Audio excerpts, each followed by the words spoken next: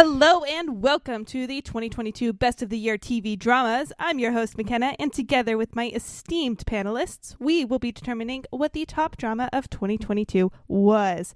We've done the albums, we've done the comedies, and now we're venturing away from the bops and laughs into what some may consider the true heart and soul of media. There will be tears, there will be screaming, and friendships may come to an end as we battle it out to determine which show determines to win it all. Here with me today, we have some of my closest friends. Who knows if they'll remain so, but one of them is Greg. Greg, how are you feeling? I'm ready. I'm ready to be serious. Because when we're talking about TV dramas, we're talking about serious stuff. You know what? Thank you for reminding me. I feel like I was trying to be a little too enthusiastic in my intro. Yeah. And I might need to pull out like a little bit more of an NPR vibe voice. Yeah, we're not having fun today. No. Some of these are hard to watch, but that's okay because it's dramatic. It's dramatic. The person who might have the most difficult time reining in the other joy from her voice is also here, and that's Caitlin. Caitlin, how are you doing? Hey, thank you so much for checking up on me because dramas are hard, man. There's some big stuff in these, not just the he's.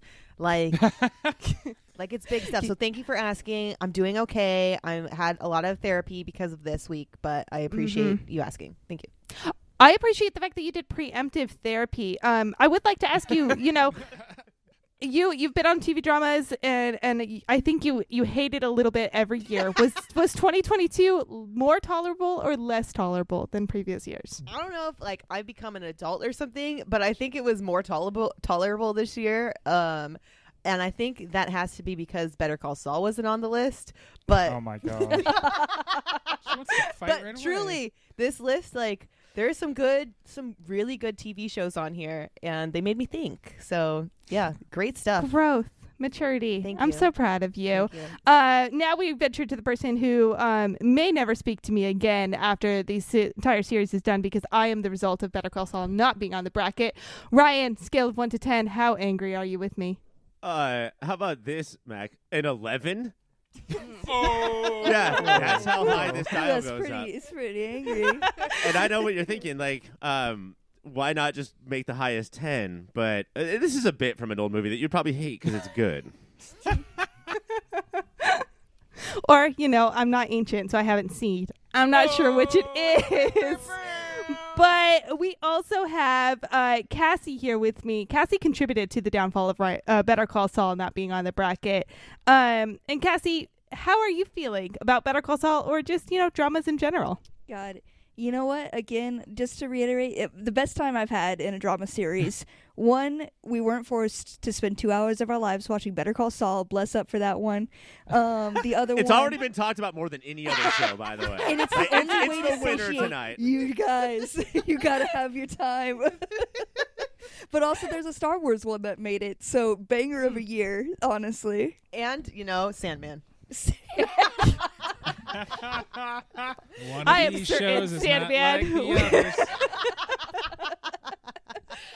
The underdog that will take it all. I'm putting all of my money on Sandman. All right. I feel like you've got some odds against you. Mike, do you want to go up against Caitlin on those odds? Oh yeah, she's gonna lose. She's gonna Never lose her tell house. me the odds. She's gonna lose the Twilight shirt off her back. She's gonna lose everything. Mike, she's wearing 2 Twilight shirts on her back. Well, I'm not gonna take all her clothes from her. She's gonna lose the more expensive Twilight shirt off her back. The cami, the tank top, surprisingly expensive. You wouldn't. About the same price as the jersey. That is. Oh, you Is that a overpaid in game the worn jersey, by the way? By the Collins, Yeah. soon to be. Colin sweat and tears on that jersey. Oh, my colon also sweats and tears. That's crazy. Mac, I have a question. So we kicked out the Breaking Bad prequel. But is it too late to include the Breaking Bad sequel, the Pop Corners commercial that is so near and dear to our hearts? I'd be okay with that replacing the Sandman on the bracket if we want to make a quick change right now. I think we'll do equally as well, honestly. Fucking do it. So we've got some choices. We've got some shows. I am happy to say that as much as this doesn't sound like we did not enjoy all of the shows we watched, we've got some great great episodes to talk about characters, all the elements. And I do have a few more questions. And let's send this one off to Mike, because I barely introduced you and I really just asked you to respond to Caitlin. What makes a show more dramatic or scary in terms of drama? One that feels like it could be played out in our potential future, or one that portrays very real events from the past? Ooh, You got him. Yeah, he really It actually made me think. I had like a clever quip about thank you for defining me more than just what I think about Caitlin. And then you had a question that it's I don't know if the past or the future matter. I think that the best dramas are the ones that it doesn't matter. You could have vampires or Lords of Dreams or future technology we don't have now, but what hits your gut of like, oh fuck, I see the metaphor here. This is all the bullshit I go through every day because I'm a human with human feelings. It doesn't matter what the trappings are, but the ones that make you go, oh no, this is about me right now. Crap. The ones that make you go, Oh, mounds. Mounds are the best drama. That was beautifully put and ended with a fun note. But yeah, I agree. I think that drama is defined by how it reflects on our lives. We have shared quite a few thoughts on drama as a whole, a bit thoughts on some shows that are not on the bracket. And when we return, the real fun is going to start, because we are going to get into determining what the best drama of 2022 was. In round one, battle one, we have our number 1 seed, Apple TV's Severance, against our number 8 seed, Netflix's Heartstopper. Severance follows Mark S. as he navigates 2 lives as a severed employee of Lumen Industries. Both his work self, or innie, and personal self, or outie, have completely separate consciences and simultaneously start to investigate the mysteries of their employer after several disturbances break their routine lives.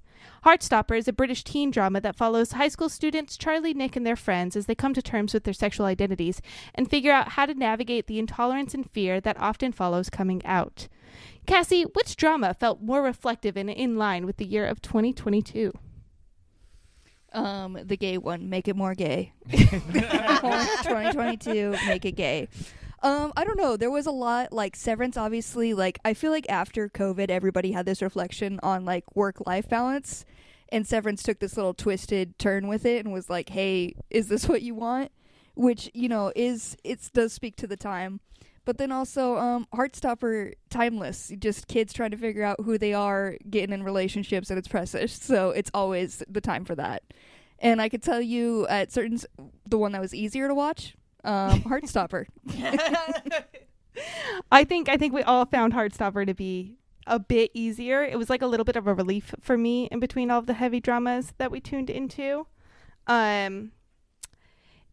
Severance at times feels like a bit close to horror, but there are a few comedic elements, I think, that broke it up.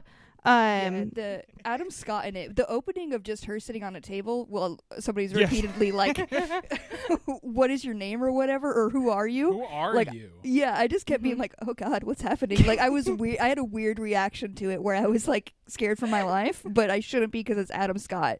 Like, I would be like, oh, but it's Adam, but also I don't like what's happening. And also, isn't the question so interesting too? The show really investigates it. Who are you anyway? Who are you? And who is Adam Scott? I can't believe that Adam Scott at this point in my life is a celebrity. Where like I can't take apart like my love for him and watch him act. Mm-hmm. Like that's all done.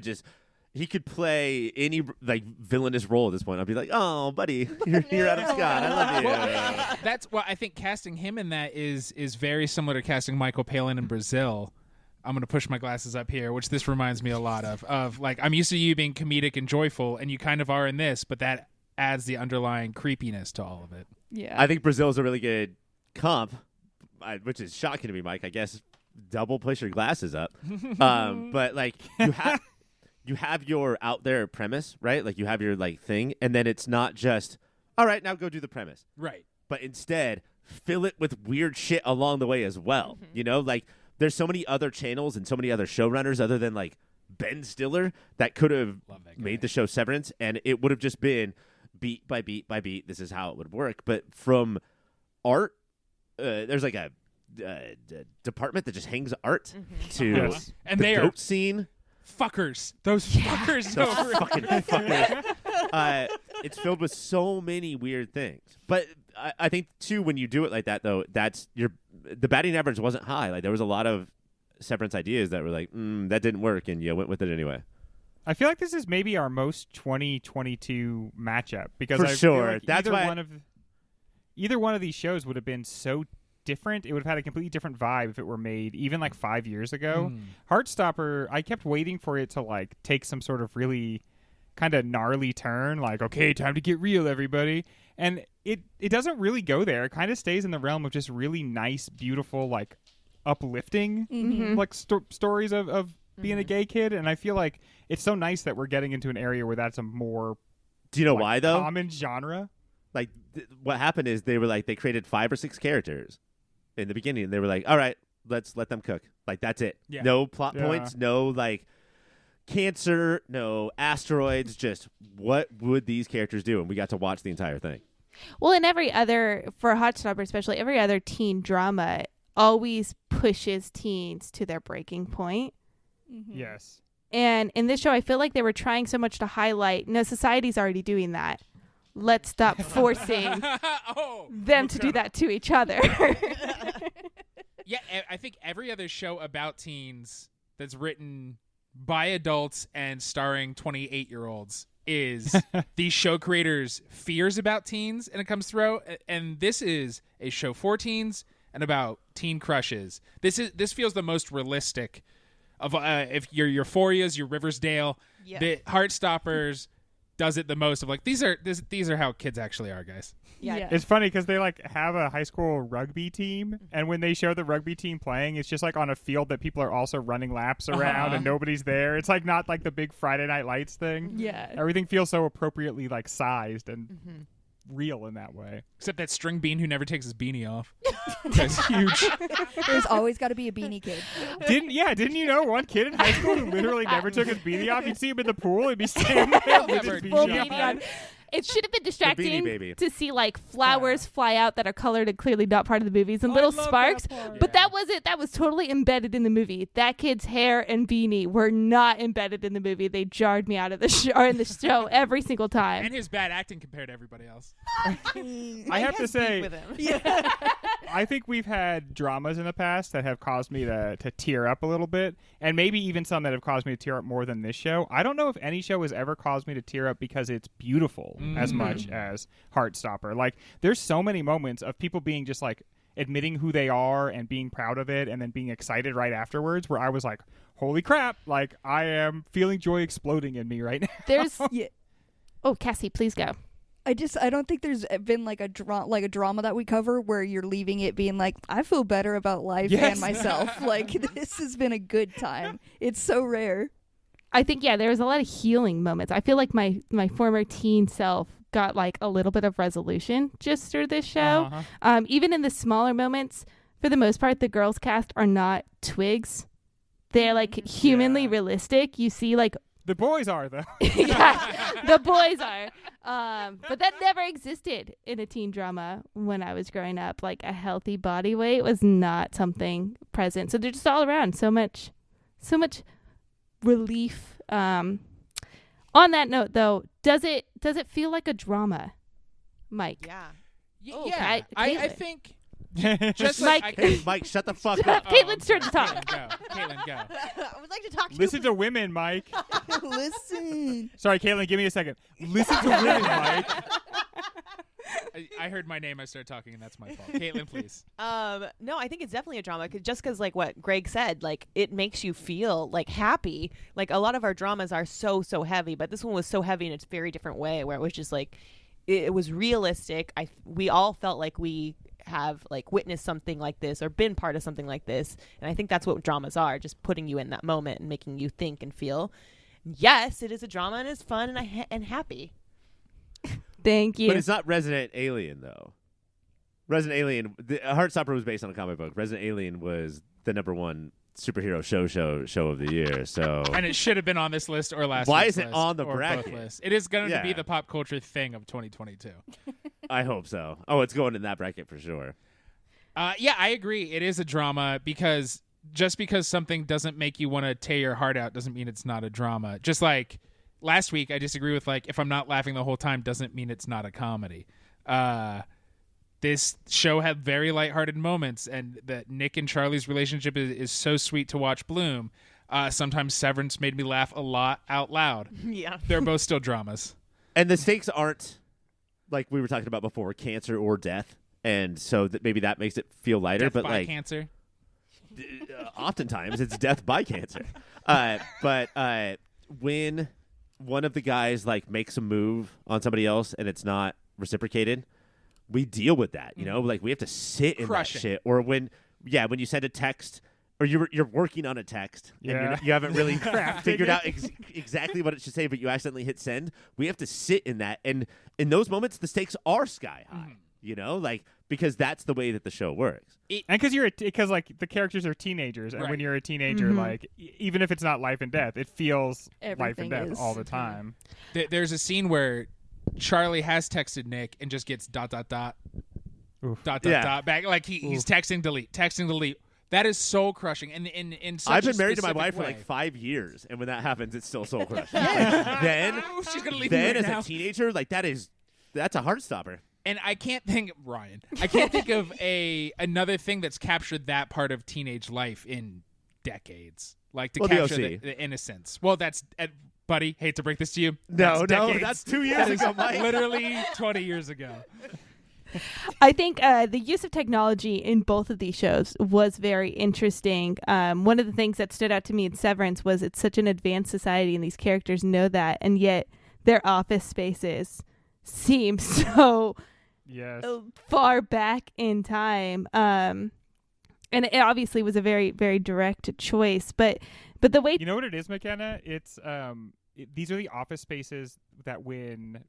I guess my generation, so a little bit older than you, but closer to like Ryan and Mike, our dads and moms worked in offices that looked a lot like this. I think that like that's why I had to throw back to that, because I remember being a kid and walking through my dad's office and being like, this place is literally a nightmare. Like this is Skinamarink. Like this is awful. Like I couldn't imagine like having to be here all the time. And I think that they carry that forward into like the set design for this show. What's so interesting about that is that like everyone, you know, on the outside, everyone considers innies, right? Not people.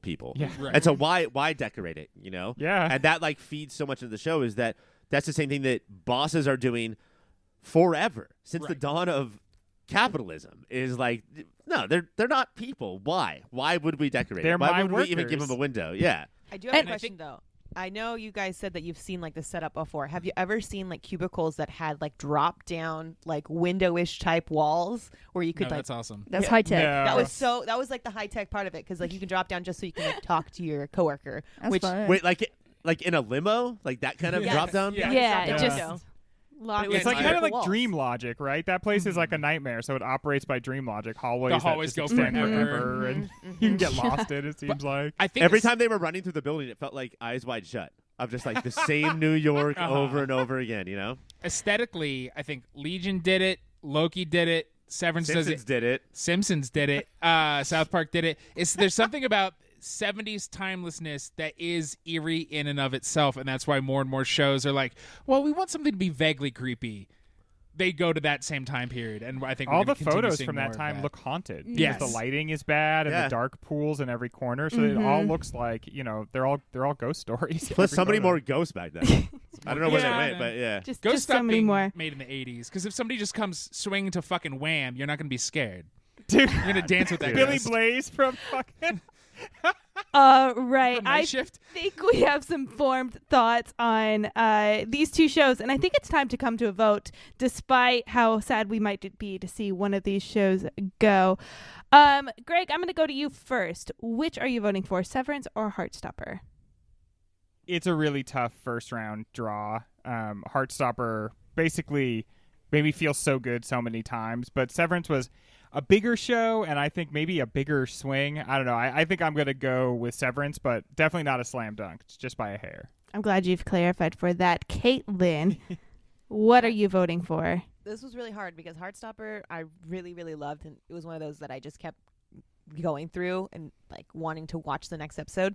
Severance, I wanted to watch every episode for a different reason because it was weird and I just couldn't stop trying to like put the puzzle together of what actually is fucking going on. Gave me like Baby goats. Baby goats. We never do find out. Nope, never. There's so many unanswered things, but it's very interesting. So I guess Severance. Either one that wins, though, I'm happy. You don't sound happy about voting, but thank you for your votes. And either of them. I like them both equally. All right, that is 2 babies. for Severance. Mike, what are you voting for? Yeah, Heartstopper is so heartwarming and adorable and a great cast of talented kids that I'm excited to see go places. Severance, not only literal kids. have literal kids. Severance is, I think, of its time, and also if we go back to the owned 2022, I think if most people are like Heartstopper, they'd be like, the what?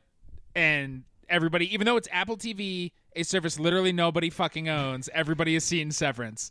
And it finally Adam Scott will get his due, and then Ben Stiller is such a good creepy director, and we haven't seen that side of him since like The Cable Guy.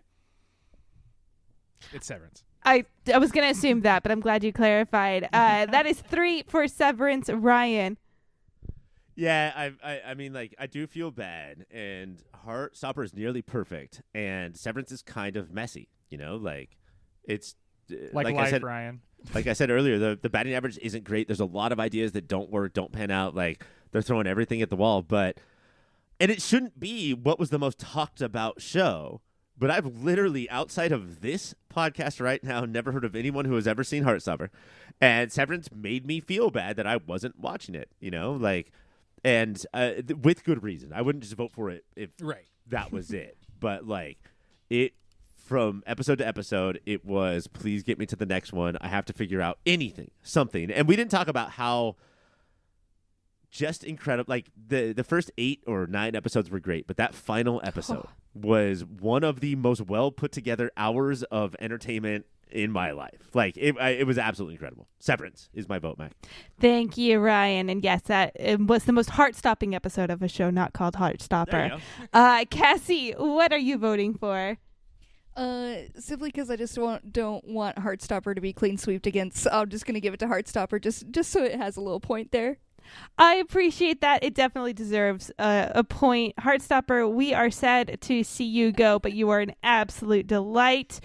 And that is it for our round 1, battle 1. Severance is moving forward. When we return, we will see battle 2 of round 1. In our second battle of round 1, we have our number 4 seed, season 2 of The White Lotus, coming up against our number 12 seed and Mike's pick, Under the Banner of Heaven. Season 2 of The White Lotus kicks off in Italy in another White Lotus resort and takes on the topic of sex instead of wealth, which, much like Season 1, is the cause of all the problems. A series of affairs, lies threaten everyone's time at the resort. Mike's pick, Under the Banner of Heaven, is based off the true event murders of a mother and her infant by members of the LDS Church. While investigating the murders, the secrets and scandals the church was built upon begin to come out, and Detective Jeb Pyrie is threatened by his church leaders to set aside justice in favor of protecting the church leaders and image. Mike, Under the Banner of Heaven was your submission for drama. Can you share why you feel the show deserves to be on the bracket?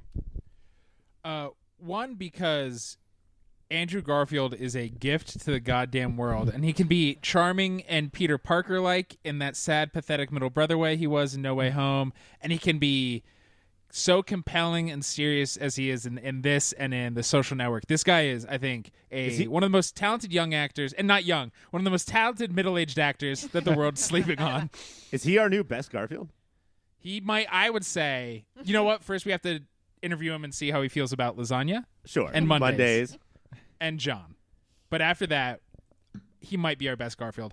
And I'm a sucker for any show that jumps between timelines and be like, to know why this happens here, you got to know the story from 200 years ago. And to cast every creepy white dude working right now in Hollywood and have them all like try to outshine each other, it did so well. And I finally see why the guy from Avatar is a good actor. I have to fire my agent. The fact that I wasn't one of these brothers, I have to fire my agent for sure. Because you're a creepy white guy. Did anybody feel like the musical Book of Mormon, which I have seen several times, did not tell them the entire truth about the Mormon church? I'm a little shook on that, I gotta say. They might have slept on some stuff. Yeah, dude. Like, they kind of elided some rather troubling details. I feel like it was probably an accident, though. Definitely not intentional that they just didn't get to touch on those topics. I like how often on this show, when two people that are members of the LDS church are talking to each other, they're like, you're not supposed to think about this kind of stuff. Yeah. Like the church tells us just not to worry our pretty little heads about some of these gnarly details. I thought, Mike, I hear everything that you're saying, but I thought this was worse than the Sandman. You're insane, man. Whoa. This show fucking sucked. Was it because there's dead dogs? Is that why? No, No, Caitlin, I know, I couldn't, there's so much bullshit going. This is a clinic in how to not adapt something, I think. Basically what we have is a bunch of characters making sure that the clock stops so we can just tell stories and read passages from the book. At one point, the first half of the season is all by the father and husband of the victims, and he'll just oh, that's interesting. Let me tell you about Brigham Young real quick. 1842, Ohio. And then we cut to drunk history level shot fucking and then when that guy is finally used up, they go find some other chubby Mormon to keep in the car and just tell them stories. This was a fucking stinkeroo. Surely you know the stories between pages 39 and 49, detective. But Ryan, you weren't moved by at first it's okay, they're just giving us these the rundowns, but then near the end of the show, those parts become the most wild parts of the entire show. What happens to Smith and Brigham Young. Mormons are bad. I get it. This reminded me so much of. That's fuck you. You're an idiot. That's not what the show is saying. It's the unraveling of someone's faith and identity aligning. No, I know. They said that literally. That was dialogue from characters. Hey, right now, while you're telling me the story of what the Mormons did, this is the unraveling of my faith and character. What was great, I think, is I want to get his name right. Is it Taba? Detective Taba. Hell yeah, dude. Gil Birmingham rules. All-star of the show. And Taba and Pyre's, Andrew Garfield, who I'd never noticed before, has the most presidential name of any actor. Andrew Garfield. Andrew Garfield sounds like a president. Yeah. They're developing a relationship, which starts off really rocky but subtly, and then goes on from there. I thought that was compelling. But what I was hoping for was every year on this bracket we get a mayor of Easttown or a week-to-week whodunit, let's solve the murder case. And instead this was remember when Winter's Bone came out and everybody said that was poverty porn? This is just watching it all on almost every other level except for those two detectives. It was just so fucking stupid and in your face. I've never written a script before or seen a TV show. Is this how you do it? No, the answer is no. I think this. Go Mac, for it, Mike. No, I think the brothers, the cult people, how to distill and attack, how much do you binder, and they each have different versions of how much they really believe this shit or just want power. And the funniest and darkest is the least of the Culkin brothers is in this. Rory. Oh, wow, okay. And his and then the blood of the innocents, and they say something to surprise him, and he's just wait, what? And he drops the voice he's had for 2 hours straight in his interview. I don't know. I thought that kind of stuff was very affecting and not so in your face. I thought that was on the subtler side of and watching them go from the clean cut Romney boys to the backwoods But see, we didn't watch that though. We didn't watch that. That's my problem, is that we got a ton of early and we got a ton of later. But at one point they're hey, you know how we're clean cut and we do good? Fuck that. Beards and murder. Let's do that instead. I think what helped me love this show so much is the whole time you're watching, it's weighing on you that this religion is still so prominent. They still have so much of a hold on people, and that are still so blind to its past. And I think the choice to not have that progression from clean cut to just absolute murder was because the jarring effect it was on the community. No one saw how it. It highlighted that for us too. That streamed clip drop off was, I think, true to how extreme it was from them to let's go tithe and go to church and then let's tide. murder people. Was very extreme. it dramatizes quite a bit, but so does The White Lotus. And I have to ask, and Cassie, I'm going to throw this to you. Last season of White Lotus was focused on villainizing the wealthy, which is a very easy group of people to just hate on. This season is villainizing sex. To you, did that make it more engaging or less engaging to see that be the consequences or lead to consequences? It made it more certified dummy of here. It just made it more confusing for me because I was like, who am I supposed to hate here? Like, I didn't. Everyone. Like, yeah. Everybody. It's like everyone's kind of doing like shitty things. So for me, I was just like, it was still entertaining, but at the end, I was like, I don't know what I'm supposed to get from it. I think I was the only person who was like, all right, cool, that's a wrap. No, you watched the show exactly correctly. And by that, I mean the way that I did, of just like sitting around watching the foursome, right? Aubrey Plaza and her three others. And like the last person who opened their mouth is the worst person at the table. Right. Yeah. And I would say that this season doesn't really abandon the like commentary on the rich. No. Because I think very much this season shows how it's the rich that set like normal folks off against each other, and then they're the ones that generally almost always don't pay for that like sort of conflict that they create, and that instead of like directing correctly our anger towards rich people, And that Cassie, we channel it more into like against other people who are also suffering under the same yoke. right, exactly. And like, I'm angry at you for being poor, even though I am as well. And Cassie, the answer to who to root for, it's hookers. Yeah, Yeah. dude. Yeah. That's it. That's the answer. But Because never honestly, piano like, players. I think that is ultimately left to us as the most ethical thing you can do in capitalism, because at least you are honest about what Yes. you're doing. Mhm. That It's everybody is actually a huge whore, and that we just judge people who are literal sex workers, but we are all selling ourselves all the time, constantly. And that's why I feel like it's Portia, who is Tanya's assistant, is the only one to. So the hookers know who they are. The rich people pretend they're not who they are. Portia's the only one who goes, am I doing fucked up stuff? Because she doesn't sell her body for sex, but in the show's world and in the rich people's world, she is just a step above the hookers. she's just a hanger-on. And even though they treat her like that, even though she needs a job, she's a kid who needs a job and got hired to do this thing. That's not her fucking fault. But they treat her like, oh, look at you sucking after that money. She's like, what? I deal with the most insane person on this island. the guy that Portia hooks up with eventually. We've been talking a lot Jack about what From Issacs? tattoos the six of us are going to get.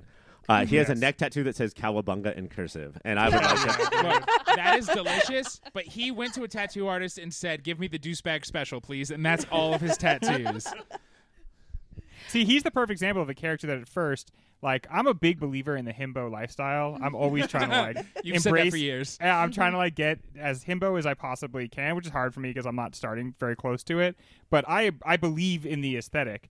But this show is so real that they show behind the curtain of the himbo, and they show the monster behind that, and then behind that is just a victim. Mm-hmm. And so, like, they show that, like, this himbo is actually a really deep character that is battling with his own pain and sometimes doing it in really monstrous ways. And I thought that was like the most depth we'd ever had to just a sex dummy on a show ever.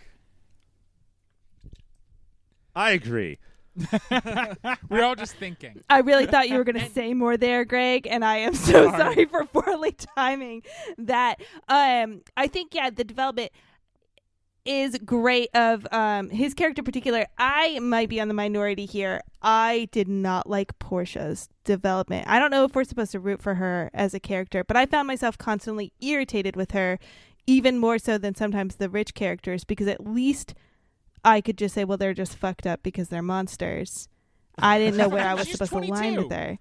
I don't thought know. I thought Mac, you were going to say I didn't like Portia's wardrobe, and then for sure I was going to agree with you. It's well, I before I watched it, all I heard was like, "You're gonna hate Gen Z because of this character," and then I watched it and just saw like a normal 22-year-old, and oh no, Who has spent the last 2 years like locked in one room, by Right. the way. Like, but you know, the pandemic is like the prologue to this. right, and she has to wait hand on foot on this bananas batshit boss who you don't know what to expect. You have to read the tides of her mood, A literal killer. and you need to eat food.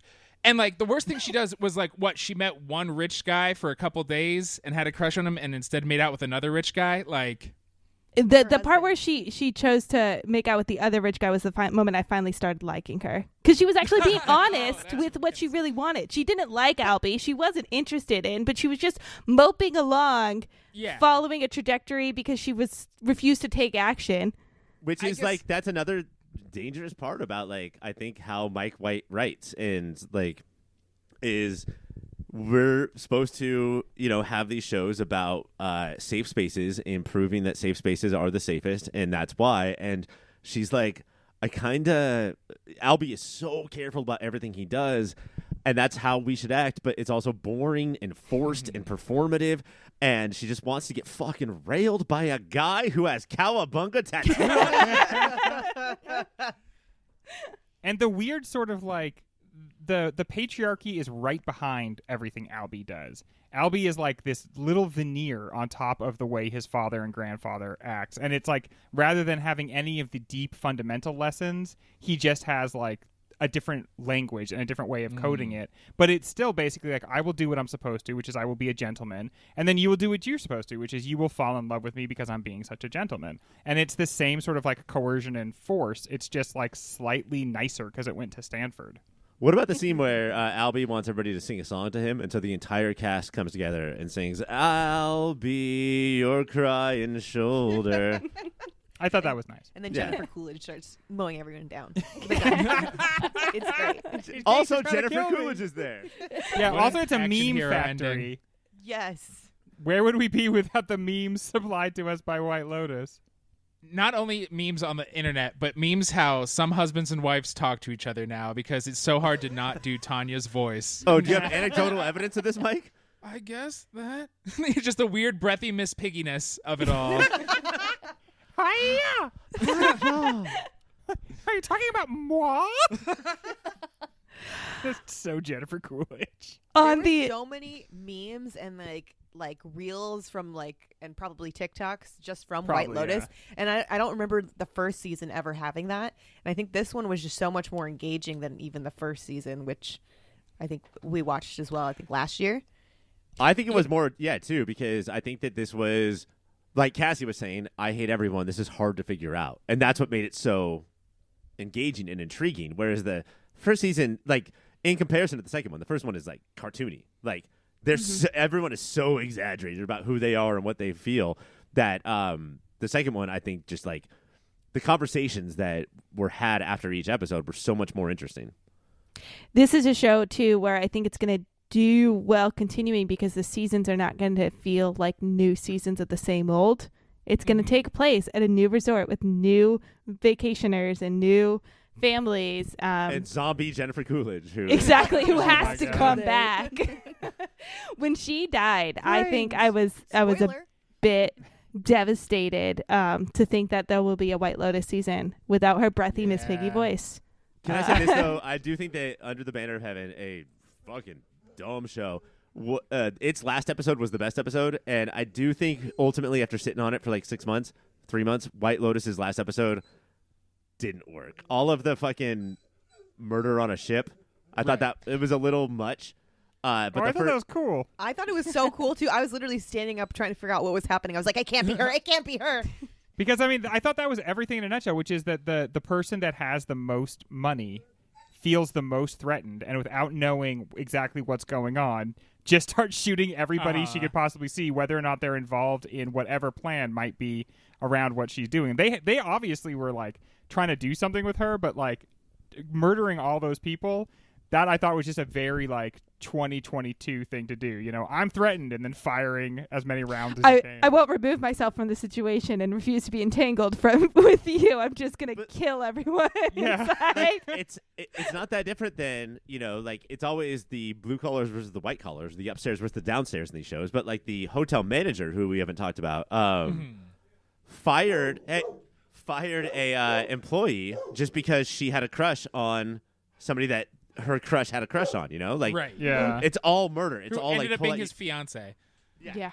Yeah, I love what I hope continues, and I bet the show will, is let's get a nuanced, interesting hotel manager every season. Yes. Yeah. Because so far, they've been some of my favorite characters to watch. She was the first second she comes on and just starts insulting the guests. So I was like, oh, this is going to be a vibe throughout. Like, oh, because you're so old. I didn't know you could like make it. I was like, damn, I'm going to love her consistently. All right. I think it's time for us to decide which show is going to move forward. And Caitlin, I'm going to start. Oh, never mind. I'm not starting with you. Cassie, I'm going to start with you on a vote. And that's only because Caitlin didn't watch one of the shows. I'm so sorry. Wow, just going out me. Call me out, dang. Maybe do your job and watch more TV next yeah, time. just watch the one that I knew you were going to watch because it's murder. There was literally no way I was going to watch that fucking show. I'm so It's glad you rough. didn't, Caitlin. It's You a were rough- right not Yeah. to. I read enough of the wiki where I was like, fuck this, no way. Yeah. I No watched that fucking way. entire series while nursing my son in the first few weeks of his Yeah. life. That's messed up. Crazy. Yeah, for that Deeply reason, messed up. it should go away forever. That's that you got in that crime mom mode. You were like, Yeah, hell dude. Yeah, That's dude. real Lady Macbeth vibes. Fueled a little bit of the monster inside of me. Cassie. The monster was out, and you were breastfeeding him.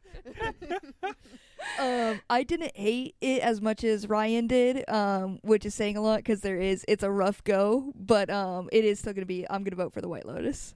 Thank you very much. Mike, what are you voting for? Ryan is a dum-dum baby poof face. Oh, he's back. Who I think erroneously dislikes Under the Banner of Heaven. But there's no fucking chance in hell Yeah. Under the Banner of Heaven ever could go toe-to-toe with The White Lotus Season 2. One of the best shows I've watched in the last decade. It was amazing. And keep bringing all these fun character actors and slamming them together. Also, the rich guy who's of the foursome, the douchey rich guy, should replace James Franco in every role James Franco is casting from now on, because he is just a taller, handsomer James Franco. Thank you. With And a I giant agree. wiener. With a giant wiener. All right. Unlike James Franco. Ryan, I don't think anyone's too surprised about which way your voting is, but I do have to still ask you, which show are you going to put forward? Yeah, man. I finished Under the Banner of Heaven because it had that mystery feel. Although my wife, while we were watching the first episode, looked up because it's based on a true story. Just went online on her phone and was like, "Oh, here's what happened." Shouldn't have done that. But no, White Lotus is amazing. Under the Banner of Heaven makes me think less of Mike. All right. That felt like a dig that was not necessary, but was stated. Greg, what are you voting for?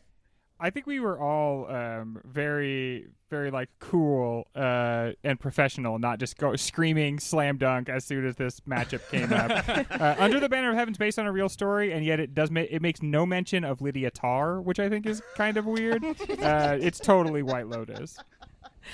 Thank you very much.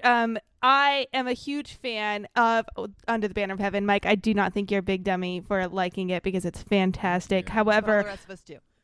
White Lotus is going to be moving forward. It is the superhero show and does deserve to take on round 2. When we come back, we will get into battle 3 of round 1 and see how that pans out. In our third battle of round 1, we see our number 2 seed Andor face off against our number 10 seed Interview with the Vampire. Andor is a prequel to Star Wars film Rogue One and follows Cassian during his days as a thief as the rebellion starts to form, leading up to his role as a rebel spy.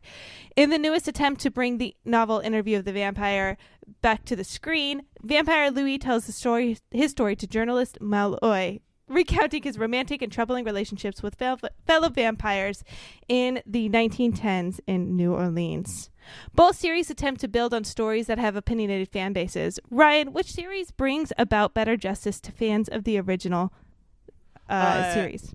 Fuck both of them. Like, if you're a diehard Star Wars fan or an Anne Rice fan, like, seriously, run into a wall. But What if you just read some of her books in high school, theoretically, and you were young, so you didn't really know much better? Why do you keep rubbing your? You can break What if Greg's you just soul like the right now. If you Greg love keeps rubbing his lightsabers. Rice for Life tattoo.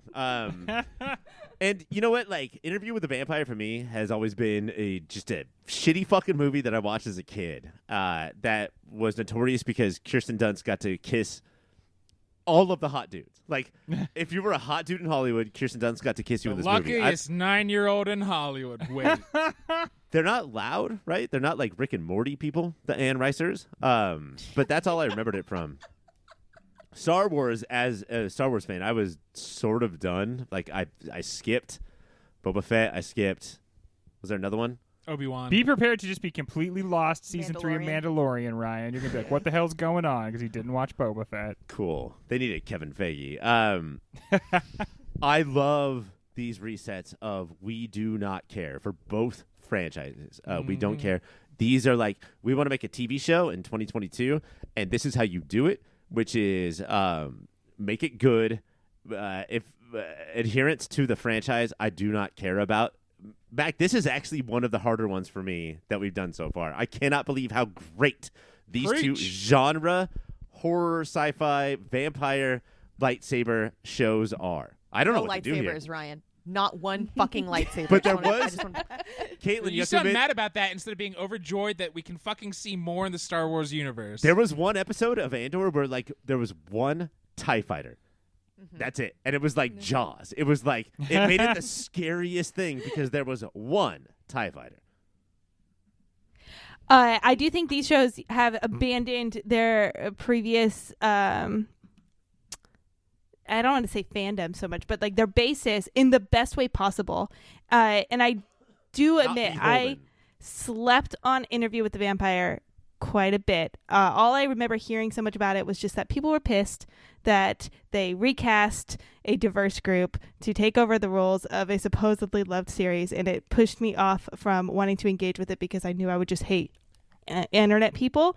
But I do want to ask, does Greg, do you feel that the choice to set the Interview with the Vampire and cast black leads adds layers to their struggles of identity, or does it take away from their struggle with vampirism and that identity? Black people in New Orleans? It seems like a stretch. I don't know. Pretty white town. I think that this is one of the ways in which, when you're updating something, it's just such an easy, like, I don't even have to think twice about this. Like, the world is a pretty diverse place, so when you're telling stories about places like New Orleans, you're probably going to have a really diverse cast. And it's like, ultimately, I look at the results, and we've been talking about, like, how much better diversity has gotten over the last 5 years that we have charted it, and that has gone hand in hand with better performances, funnier comedies, and better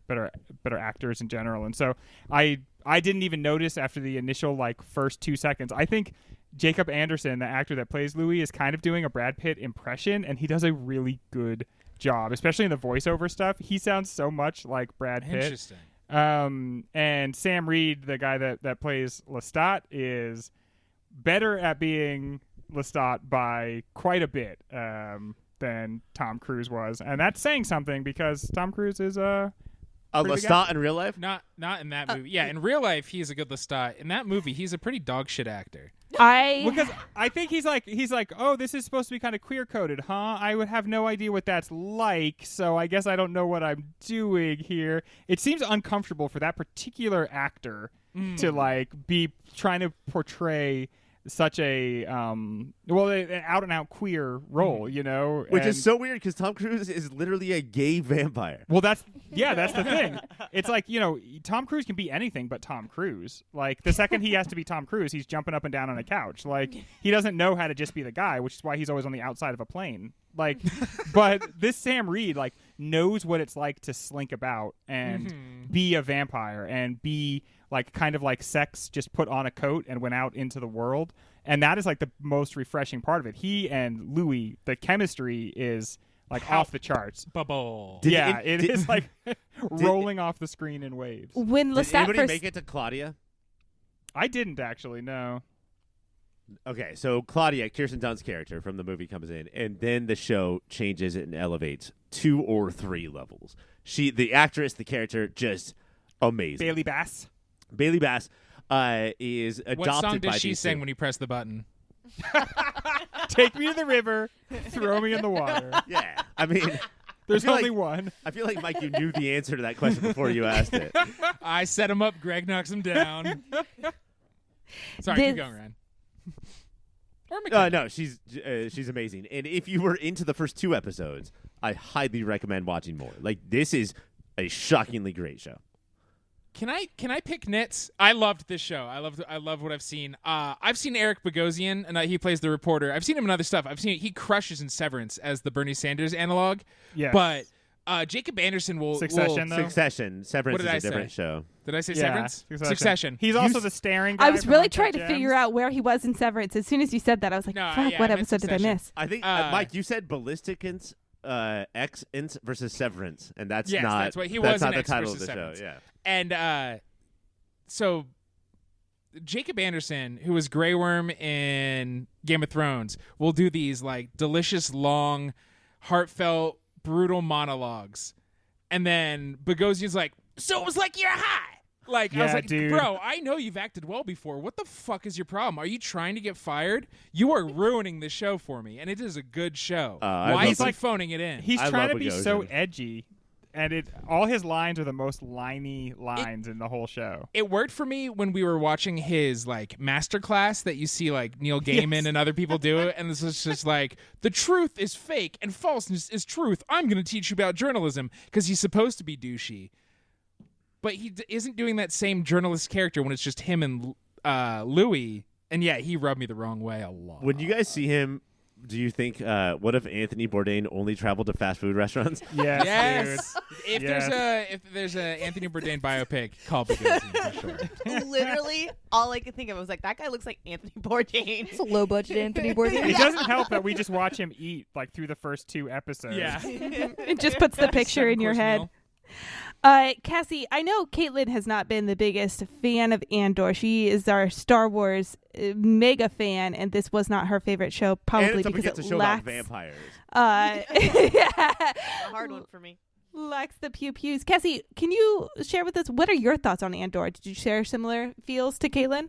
It was like, it definitely, like, I loved Rogue One so much, so I was so excited to get more Cassian and like that backstory. But like, just because it was so different from all the others, it had an adjustment period, I'd say, like, to realize that it is like, this is going to be a slow one, this is one you're going to munch on, it's not going to be pew pew in your face.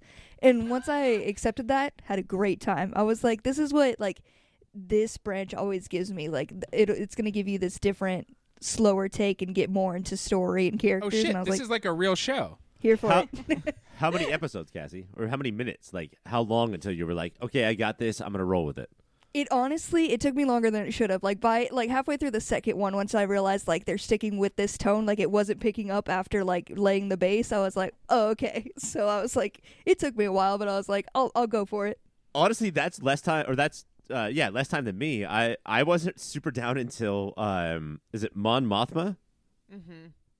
Is that who it is who gets home? Yeah, back like on Coruscant, the senator who's putting things together. And her fucking bitch teenage daughter and her bitch husband are all bitching at each other. I was Yeah. like, fuck all this shit, dude. Isn't that the 2022 of it? Because like we now like politics gets into our families and it breaks them apart along those lines. And so I thought that was because like if you had asked me before Andor what's Mon Mothma's family like, I'd be like, oh, they're all nice and they support each other all the time and all they talk about is the rebellion and how cool it is. And they float her around husband lights. What'd you say? Nothing. And her husband is basically like, I mean, he is such a fashy little piece of crap. And that's, I think what this show, Andor, does a really good job of is if you have watched Star Wars, then people in the Empire are like a faceless mass. And you like, maybe you think like, who would ever join the Empire? Andor answers that question. Who would join the Empire? Who reaches for fascism? And that is like an important question in our time because Star Wars has actually been a very effective way for like, dividing people between fascists and anti-fascists. Like, since we've been kids, there have been people who like look at the Empire and will out loud be like, "I think that thing is cool." And so Andor is a chance to actually like dramatize that, But and on be the like, "Okay, that let's look at what that's like." on the flip side, Greg, people will attack the Capitol on January 6th and be like, "I'm like Luke Skywalker. Like I'm part of the rebellion." Yeah. There's something about Andor like that will always get me, whether it's Marvel or Star Wars or whatever, of genre bureaucracy. I fucking love it. I need it. Like, inject it into my veins. The juice is worth the squeeze. I like. I love the idea of getting up and putting on a little cape to go into your office job. I'm going to be very serious right now. Yeah. Give me my half cape. Get my gloves. I have to type up some memos. I think we do need to inject capes into our everyday life. That would make everything better. But like, I think we it should have inflates different the ones. hall Like, monitor. which cape should I wear? Or Hall sashes? monitor? Nah. You're the cool kid walking around with a fucking cape over here, running through the halls. Definitely. No hall monitor here. It's fun. I think I'm going to start wearing, when I teach, I think I'm going to start wearing like the full scholar's robe and like the mortarboard. Let's all do that. If we all think do that's it, it'll a be good better. good move. Just You to dress. Wizard of English. You king of New England. I think that I'm going to just start wearing a muff. You know, where you just jam your hands into a muff and you wear that around. Ryan, this is a family show. We're trying not to Ryan. be See, I think you're a real muff man. I think you could do it. I meant to say beaver. Caitlin, you have shared some thoughts about Andor being just a little dry, a little boring, but we do know you love vampires. How do you feel about Interview with the Vampire?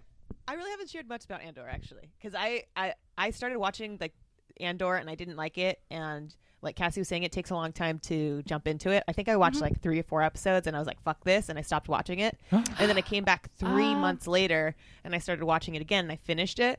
The back half of it is much more interesting, I think, and once you do like, okay, this is going to be very different. There's no lightsabers. It's not going to be like what every other Star Wars is. I think once you get out of that mindset, which for me took a while, I think it is a really, really good show. It's just not. I like the lightsaber part of the Star Wars. So I just think Star Wars wise, it's like it didn't hit for me. But as a TV show in whole, I think it was a pretty good show. I mean, the Interview show with pitch is the Star Wars version of the Northern Lights and delivers. Like, What does that mean, Ryan? like What's the all Northern green. Lights? Like I don't know. the eye Aurora Borealis. located entirely in Greg's kitchen. I have to say, one thing I really, really, really liked about Andor was they built some fucking sets for this show. Mm-hmm. And it's so nice to watch people move on a 3-dimensional set where everybody can see it. Like all the actors can see the each set other. and they can move around it and stuff. They built like a couple blocks of this like Star Wars town. And I thought that made such a huge difference, especially when staging like battles and kind of trying to show us like day-to-day life in the Empire. Having real actual places, I thought made just such a big difference. Also, when cousin was like, my cousin, your brother, was trying to make Star Wars Italian beef, we couldn't get we couldn't get cousin to move on from the bear. Corner cousin. But we can do Star Wars cousin. Yes, We should do it. Let's do it. But to answer your question, McKenna, Interview with the Vampire. Tasty. I forgot I had asked you that question whatsoever. I was stuck on the fact that I'd taken your opinions based off of Yeah. you not having finished the show, and I didn't That's know fine. that. Don't So, ask me today. Thanks, McKenna. but I'm glad you like vampires too. I think. It's not surprising. They're tasty to you. I didn't get that vibe. When Lestat first came on the screen, I felt a little alarmed that I was not going to get into it because I didn't find him charming until he started talking. And then just first seeing him, I was like, oh no, I'm supposed to like really find this guy charming. And then he How spoke about up. when he punched that priest like right through his the head? That's Yeah. the hardest he got me. That was it for me. Mike, Just completely fucking sold. rock solid. Same. I didn't even like this guy until he fucking punched the head through. And he had blood all over his mouth. I'm like, I get it. Respect. Mike, I've never even had a boner before, Mike, until I saw that shit. All right. On that note, I think it's time for us to call it to a vote. And whether you vote on which show gave you more of a boner or which show you think is a better is entirely up to you. But Caitlin, which show would you like to move forward? No lightsabers, all boner. Let's go for Andor. All right. And Greg. Yeah, for me, this is not much of a contest. I liked Interview with a Vampire. Maybe I didn't watch enough of it, but I didn't hate it. But Andor was like appointment viewing. Like, can't wait until the wife gets home from work so we can start it as soon as she walks through the door style stuff. Yeah. Cassie. Yeah, following suit. For me, it's Andor. That's great. Mike, what's your vote? Do you know what's cool about Interview? I think this is actually House of Dragon is not the Game of Thrones of 2022. Interview of the Vampire Mike. is. You got to be wrong about this on every fucking show we do. It's people want genre they don't need to feel dorky about liking. There's good actors here. They're killing it. There's still TNA. It gives you that like uplifted genre, and it's interesting and nuanced and new. People are sleeping on Interview with the Vampire. All that being said, I've never felt the Empire was actually scary until Andor. They really made it feel like the normal people can't live their fucking life because these fascist pricks keep walking through their town. Andor all the way. And Ryan. Hey, Greg, it's not just every show we do. Like, me, you, and Mike are in a D&D thing, and he will stop the D&D game to be like, House of the Dragon isn't really as good as I had hoped. the TNA, man. The TNA. My character says that, okay? No, like, Andor has 1 million things for me to list. Like, Mon Mothma, I'll just keep going back to her family, has a fucking clean-ass blue flying limousine that she just goes from thing to thing to. We got a Skarsgård in this. Do you guys recognize the kid on the team who knows a bunch of stuff? Oh, yeah. He's from the serial killer show. Yes. Yeah. End of What's the it called, fucking though? world, based on a there comic we book. go. That's the main character from End of the fucking world. Nice. His like everything that he's doing, his death. It's Andor, obviously. Obviously. I agree. I do think Interview with the Vampire is a great show. I now have no desire to see the movie that I have still never seen because I've got the show and it's clearly going to be the superior option. It sucks. But yeah, I have no desire to watch it. But I will be continuing the show. I do think it's very good. However, Andor will be moving on, and when we get back, we will get into Battle 4 of Round 1, our final battle for Round 1. In our final battle of Round 1, we see our number 6 seed Pachinko against Caitlin's pick and number 14 seed Sandman. Apple TV's Pachinko follows 4 generations of a Korean family, beginning with the matriarch Sunja, as they build success despite facing racism and poverty. The Sandman, based on the comic of the same name, is about Morpheus, who is dreams personified. After being imprisoned for 106 years, he escapes and tries to restore his own kingdom. With one show firmly grounded in reality and the other firmly in fantasy, Caitlin, which show do you feel is more engaging for drama in 2022? Wow, what a great question, McKenna. Thank you so much for coming to me. Like Sandman, it's like the sands of my time. Like it just really uses my time very well. Pachinko, it uses the ball of my time and it clink clacks to a time, and then people like move pins, so it's like harder to win sometimes. And I'm like, I like that. They too. bend them. They do a little bend. Yeah, they do Yeah. some bends. They do some bends, and I'm like, fuck. Wow, that's hard to think about. So that's a hard question, McKenna. I'm not going to answer, actually. That's Honestly, fair. The question could be which show is about Pachinko more between the two. Ryan, you expressed some booze before I even got into the little descriptions of the shows. Care to expand? Yeah, of course I would. But we haven't talked about Better Call Saul since the intro of this podcast. We're going through withdrawal. The Sandman is what you fucking guys, voted over Better Call Saul. So, like, it was already dust. Dust, like sand. Yeah, it was already gone. Pachinko is an incredible show that we should definitely get into, but Sandman is so average Yes. that it's shocking to me that it's not the worst show on this bracket, but Under the Banner of Heaven was spot for some reason. If you loved the Sandman, if you have read all of the Sandman comics, and if you loved them, and if you thought, I would like to see somebody turn this into 10 episodes of television, Sandman is the show for you. Like a flip book, where Yeah. you just sit down and watch somebody flip through the panels of the comic book. Any- Yeah, cool. any story of this in the Sandman that you remember and think that was pretty cool, you're gonna get 50 minutes of that. And then it is a cover band. It plays the hits. I think it is competent. It's fun.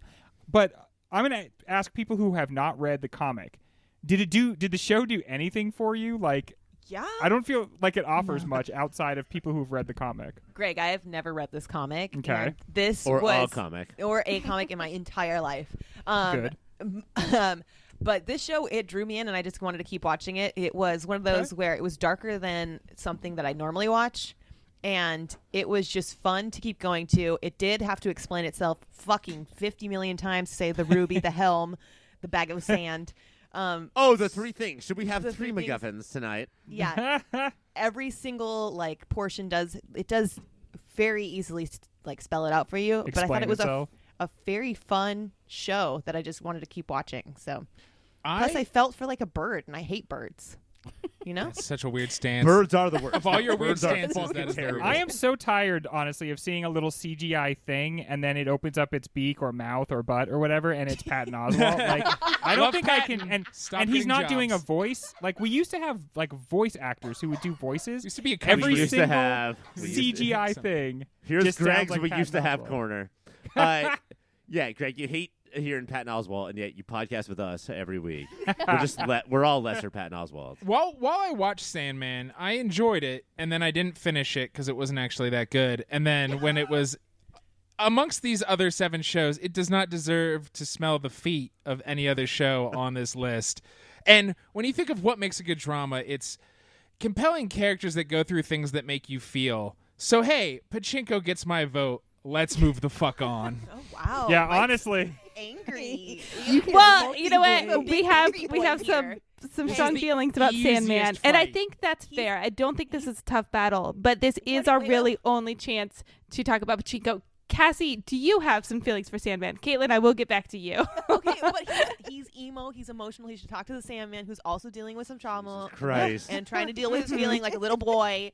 So the Sandman, you should talk to him. Go to sleep. Think about him. Okay, good. Hot Topic has a conversation to start. Yeah. If Funko Pops made a show, it would be Right. Sandman. They made something just for me, and it was Sandman.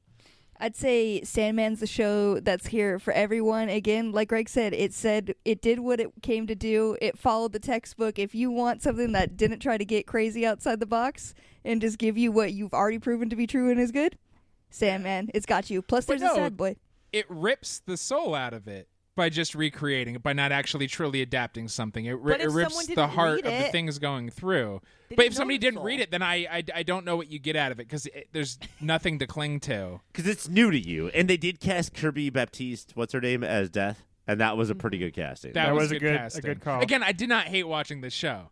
One thing about Pachinko that I really appreciate is if you tell Apple TV to skip the opening credits, it won't skip all of them. It just skips to the part where all the cast members dance one at a time and or You in know you groups. want it. And so you can skip the credits every time because it will take you to that part, which you would never in a million years want to skip. It's almost as good as the rest of the show, which is like the best show on TV from 2022. On So that joyful. note, I skipped the Andor credits every time, and they would skip the Star Wars here's all of our metal robot heads, but then it would skip right to the whole Andor, the slow ass Andor thing. No, I'm saying skip that as well. Just start the show. no, where's the show? There's the button for Andor and co-dancing. I think our shows be good. have the best opening Yes. sequences.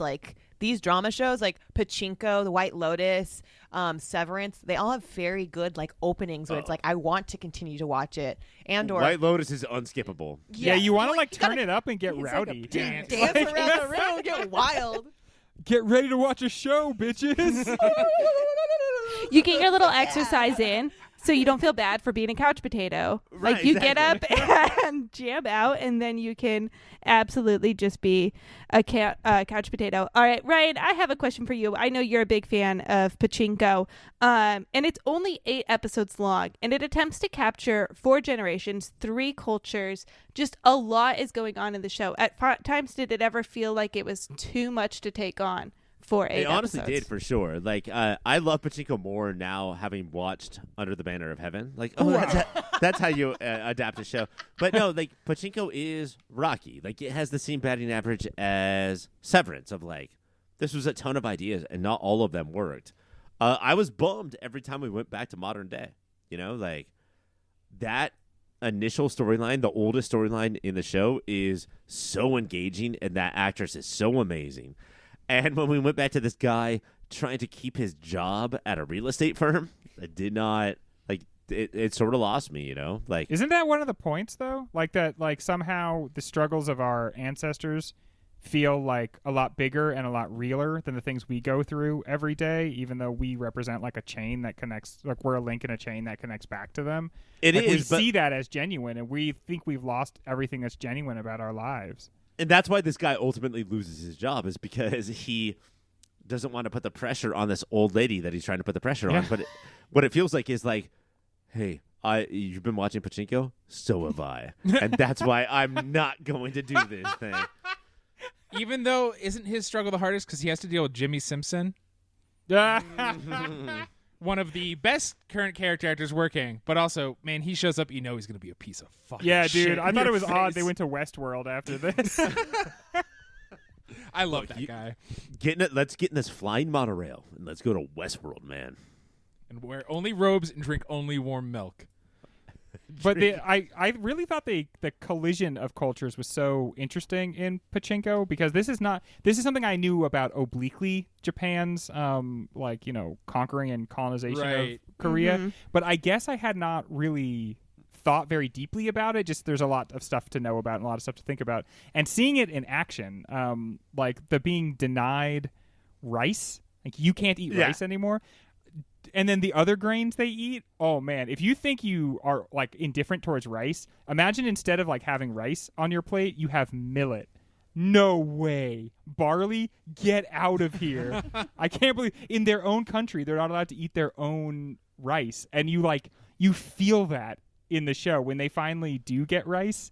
Like it feels it's like it's like ice feast. cream. And like, Greg, can you do your whole subtitle diatribe, because I really feel like that's like what the show is. Yeah, in the way the show handles the fact that it's this collision of 3 different languages, English to a certain degree, but mostly Korean and Japanese.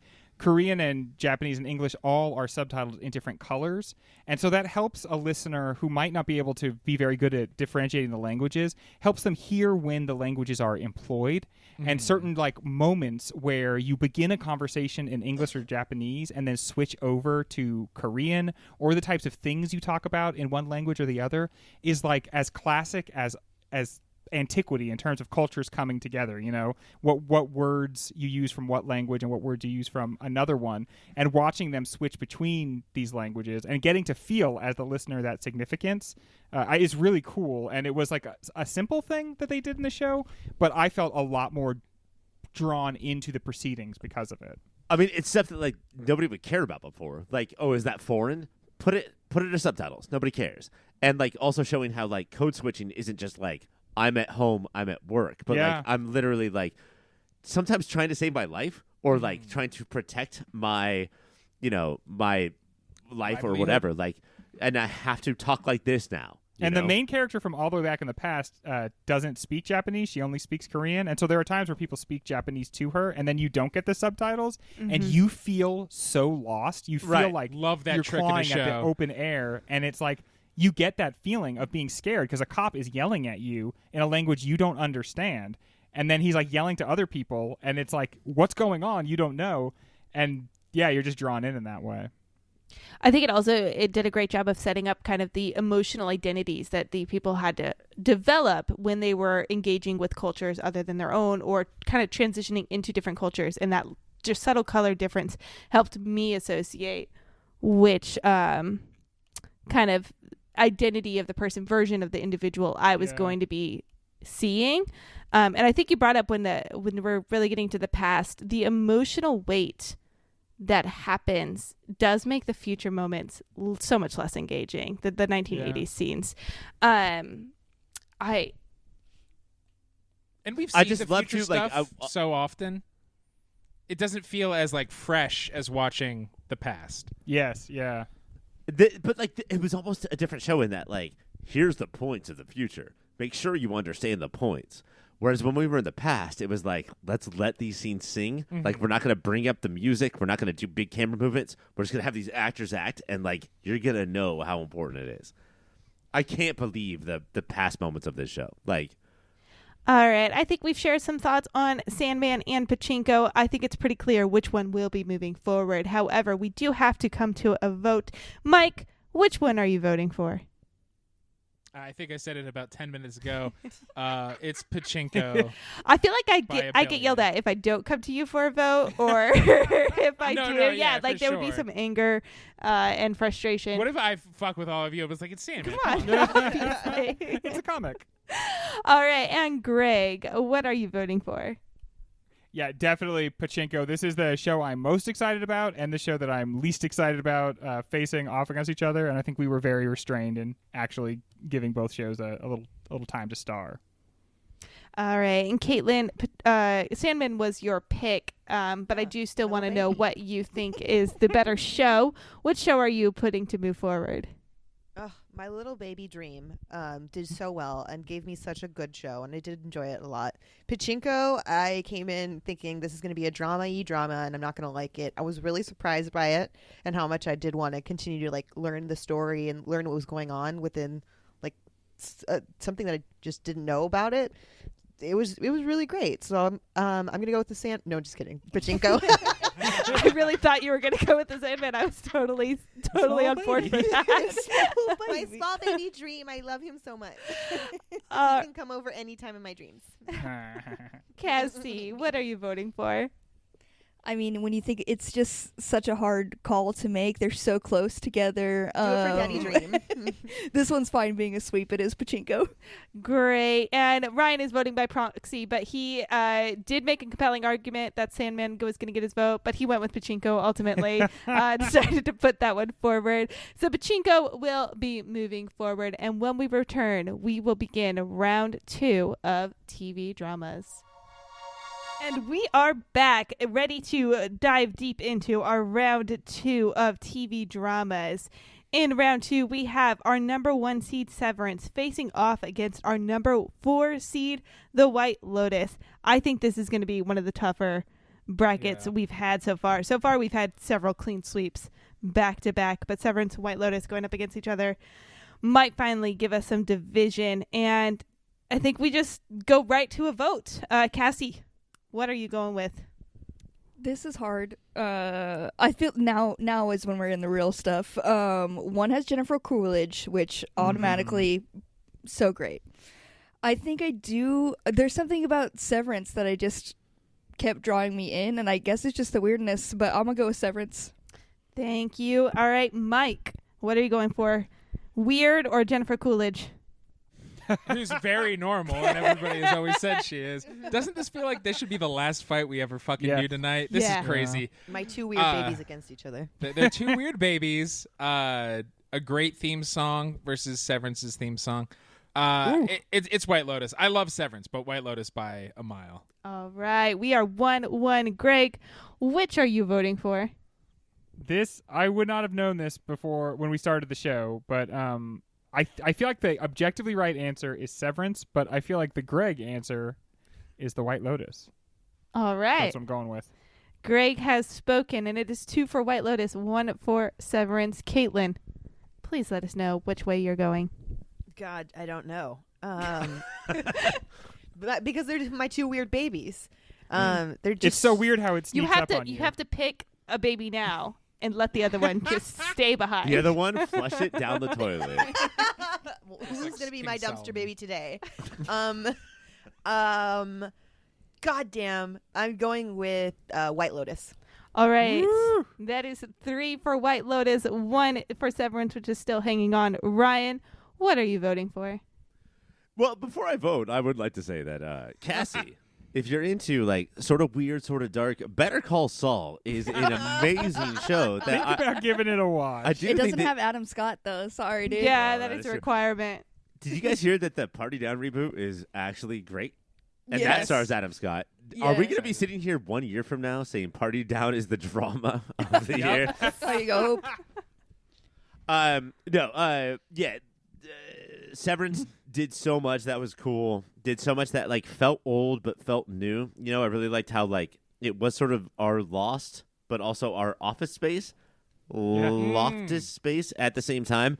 But White Lotus, I think, is just, I don't know, man. I feel like this is the pop filter show. You know, like it's just sort of created for us to just be dick bags and talk about. So White Lotus is my vote.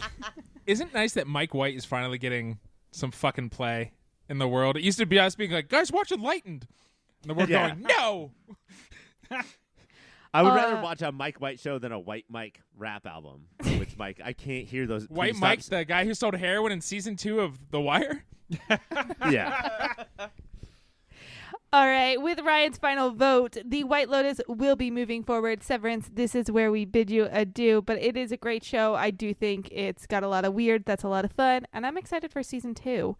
In our next battle of round 2, we have Andor, which is our number 2 seed, going up against our number 6 seed, Pachinko. Greg, why don't you start us off? What are you feeling?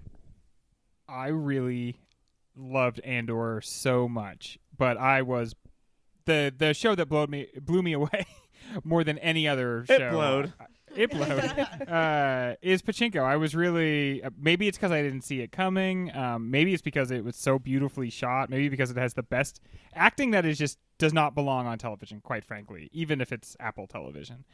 So as surprising as it is for me to say goodbye to a show as good as Andor, I'm gonna go with Pachinko. Thank you for that vote. Ryan, where are you headed? Do you agree with Greg? Jag? Do you agree with Greg? Jag. I will have to actually disagree. I think that Pachinko had a ton of the best scenes of the year, but a ton of the whatever scenes of the year. This is Pastinko scenes of the year? Yeah, there was a lot of Pastinkos. And I think that I cannot believe how good Andor was. I cannot believe it. And it's not just it's not just above the Star Wars bar, therefore it moves on. It was clearly above that, and then also better than Pachinko at the same time. I'm going Andor, Mac. All right, Caitlin, what are you voting for? Hard again. Another 2 of your babies. Are you just on a little bit of abandonment spree over here? I have 6 beautiful children. Dumpster. I am running out of dumpsters to throw babies in. Again, if you have multiple kids, they don't have to compete. You can raise all of them. It doesn't have to be like a bracket thing. There can only be one, Greg. There can only be Bracket one. the babies. I only know how to work in brackets. So dumpster baby today will be, I think I'm going to throw away Pachinko. And What a savage way to phrase it. Andor is staying another round. All right, that is 2 for Andor, 1 for Pachinko. Mike, what are you voting for? Yeah, I think we should all stop sleeping on Apple TV. They have surprisingly good shows. I know they have very few shows, but when they have shows, they're excellent to watch. They're not like let's get 100 shows. I don't care what the quality is. Like no, it's all good. Watch whatever's on Apple TV. It's good. And Pachinko it's lush. It's gorgeous to look. I think it's the most it's the best shot show of all the ones. Visually we talked about just tonight. stunning. Yes. And Andor is better shot for sure. You think so? Yeah. I just when the sun looks bright, I go, well, that's good cinematography. But thanks for poking your hole through my argument, Ryan. Ooh, I see a lot of parallel lines here. I like that cinematography. I think Andor it picks up speed, and for existing within this pretty strict dogma of canon and baby fucking fans, and still soaring through and coming out with like one of the more complex and nuanced character arcs. It's got to be Andor for me. All right, and Cassie, what are you voting for? Cassian. Yes, Cassian. I'm so glad I don't have to feel like a piece of shit when I also vote for Andor. Thank you, my friends. Bye, Pachinko dumpster baby. Well, that's what a disappointing way for Pachinko to go out. Pachinko, we are saying goodbye, but only one of us is throwing you in the dumpster. Andor will move on. And that will complete our round 2. And I think we're ready to just dive right into round 3. We have round 3 seed 4, the White Lotus, going up against our number 2 seed, Andor. Mike, Are we ready? Like, are we? do we need to talk to her? Do we need to take some deep breaths? Like, Let's feel breathe ready. like season 1 of White Lotus's theme song. that gave me more anxiety, but fortunately, I get to vote last. Mike, I'm calling you to vote first. What will it be? White Lotus Hey, Andor? or Andor? Shocking that you made it this far. All the nice things I said about you, fucking forget them. Get out of here, bitch. It's the White Lotus. Dumpster. Right to the dumpster. I'm grabbing Caitlin's dumpster and dunking you in. Just You gotta tossing find your own Andor dumpster, in. Mike. This Oh, thing's chock full of babies. they're pretty expensive, Caitlin. I love how Caitlin has spent decades on a podcast, decades listening to podcasts, and like, you know what my thing is going to be? Dumpster. It works. I'm glad you're finally embracing this. Ryan, what are you voting for? The White Lotus or Andor? Oh man, I love Andor. I was out on Star Wars. I was out. And it's so good, and I love everything about it. But the White Lotus is, I think, asking more questions and answering them sometimes in an interesting way, but also not answering them in an interesting way. Fuck, I have to I'm not as quick as Mike is to throw Andor To be clear, hit the you glass don't have into to actually throw it into the dumpster lid You right just into the leave it on the dumpster. bracket in round 2 and just let it live. I made sure the dumpster was stinky. There's cockroaches in there, and I bought the DVDs of Andor and So much chucked rotten them in. cabbage and like All the cabbage. E.T. All the rotten. on Atari. Like the dumpster was filled with that, but I'm gonna go with the White Lotus. All right. Thank you. And Cassie, what are you voting for? I think just because I didn't know what to feel at the end of it, and I did with one of them, I'm gonna go Andor because I'm a big dummy. It's Andor for me. I don't think liking Andor makes you a dummy. And this is one of the few drama brackets where like your choice is not Yeah. stupid. This is the finals, dude. No. Yeah, you're not saying you liked the Book of Boba Fett over here. Yeah, it's not like Under the Banner of Heaven made it. Like you're fine, Cassie. All right, Caitlin, we have 2 votes for the White Lotus, 1 vote for Andor. What are you voting for? I have 2 beautiful babies standing before me, but only one. We'll move on. Where will the other one go, Caitlin? Great question, Ryan. I'm gonna get my baby Andor and I'm gonna drop him off at a fire station because he's a great little boy. And I'm gonna move on and keep baby White Lotus with me forever. So nobody's in a the dumpster. child abandonment part of the fire station. Oh my The little god! baby's Yeah. box. Saddest Somehow wing. worse than the dumpster. Why is it worse? The baby lives on and has a great life. I think. Because it's so real. People And are a abandoning their dumpster is kids. not. Okay. I believe Caitlin said she will drop it off at a dumpster and or a fire station. You'll have to find out. All The hot right. firefighter picking up the abandoned child is always the saddest part of the calendar they put out every year. But then Like, literally on fire. but then Pony by Genuine starts playing, and yeah, that firefighter's dancing, and it's not sad anymore. Wow. They can't help it. Greg, are you also dropping off Andor at a fire station, or will White Lotus be abandoned? I feel like this is where we realize that we're talking about Andor as being a very good show. I think this is the only part for me where, as a Star Wars show, finally clicks into place, because I feel like up against the White Lotus, it's just so much more complicated, layered, nuanced, and I think interesting because it is related to the real world. Andor was fun and cool and compelling, but nothing on the bracket quite like had me as interested to see the next episode as the White Lotus did every single week. So But- that's my pick. I still think that like Andor is the White Lotus of Star Wars. Like there were Yes, so definitely, yeah. there were so many conversations of like, well, shit, dude, this is just 2 people talking, but like you're hitting 3 or 4 layers right now. And like if Mike White had a Star Wars show, Andor is it. And I felt like it showed that you could like do almost like literature in the Star Wars universe, that it would still work on that level and be interesting. I just do think that ultimately, when held up against, one of the best shows of all time, which I think season 2 of White Lotus probably is, it's just where the differences define themselves a little bit for me. Hey, Matt, can I ask you one question? Yes. When James Franco's wife Theo took Theo James took Theo James's wife took Aubrey Plaza's husband to that island in the last episode, did they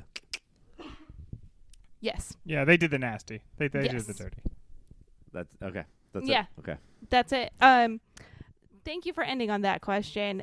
With that, Andor, we are very sad to see you go, but it is clear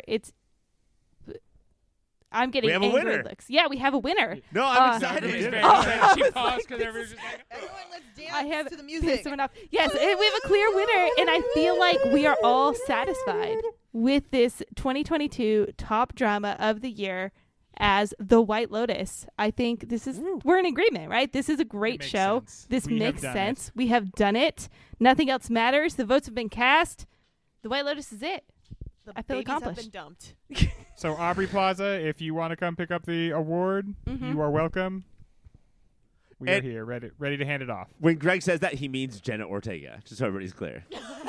He wants Jenna Ortega to come and pick it up. If any celebrity wants to come, we will just completely change who won. We'll And just scrub be out like, the "Hey, name. Sandman. We'll just the cast of Sandman. We were very excited to see you. Man, we were raving about your So show. good. So good. Oh, just don't shit. listen. Greg, I have the stars of Better Call Saul on the line, and they're going to come and pick it up. So, Gossip and Jimmy? yeah. Oh, So sorry you guys no. didn't make it. Caitlin Yeah. did hire a Sandman. bouncer to shoot them on sight if they come in. Of all the weirdest flexes in the history of Yes. weird flex, is this the weirdest flex? It is the weirdest. That Better Call Saul can't move on because They figured hate out what us. you loved the most. Just broke its kneecaps. They Don't found be the perfect so way for us open. to talk about Better Call Saul every single show with them. And isn't that the greatest gift a friend could give? They figured out a way to You're like welcome. dump Cheez-Its into the toilet in front of me. And yes, I love Cheez-Its, but guys, in the toilet? Not Slops proper. that right up. Ryan, you said what if Mike White directed a Star Wars show, and now all I'm thinking of is at the very end of his show, Jennifer Coolidge has 2 lightsabers Yeah. and is Yes. just hauling her way through a Star Destroyer, stabbing people while freaking With out. one of her flowy floral outfits just like billowing behind her as she takes off. Demanding people tell her what the gays are up to. These gays. I think we found it actually. I think the top 2022 drama should be Jennifer Coolidge in a Star What Wars Mike universe. just said is, our 2022 drama of the year. And our 2022 comedy of the year definitely has to be that 5-year-old clip of Jennifer Coolidge, which just like scans up her entire body, and then when it gets to her face, she just goes, "Hi."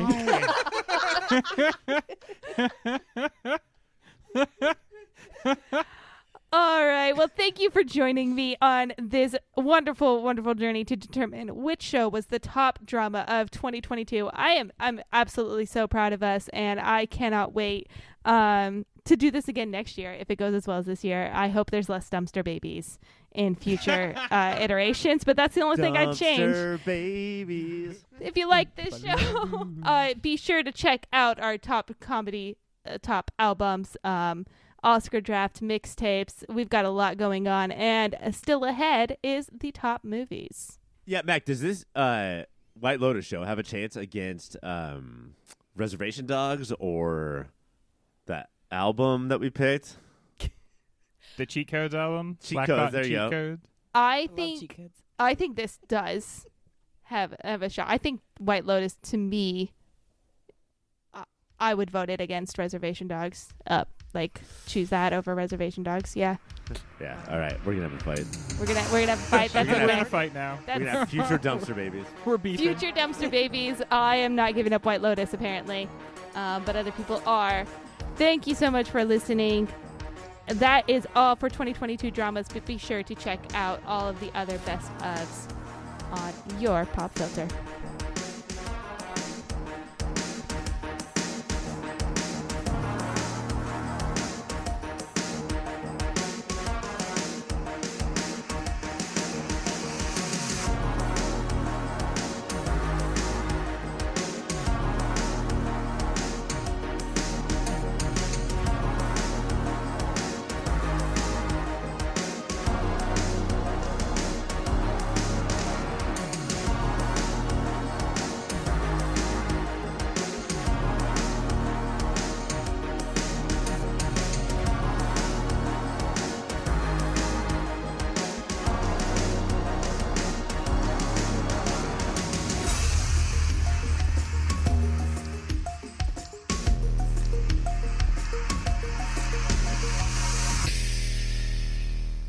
So, while Americans overwhelmingly support the right of an individual to make their own decisions about abortion, unfortunately, that right is no longer protected anywhere in the U.S.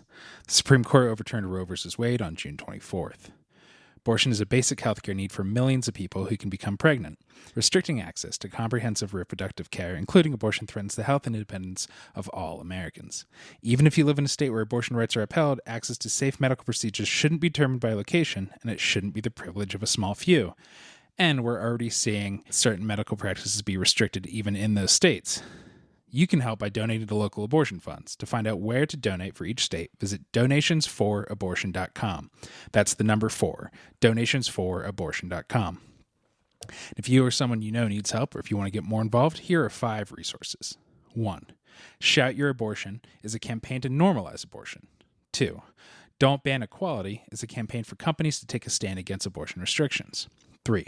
Abortion.cafe has information about where to find clinics. 4. PlantCpills.org provides early at-home abortion pills that you can keep in your medicine cabinet.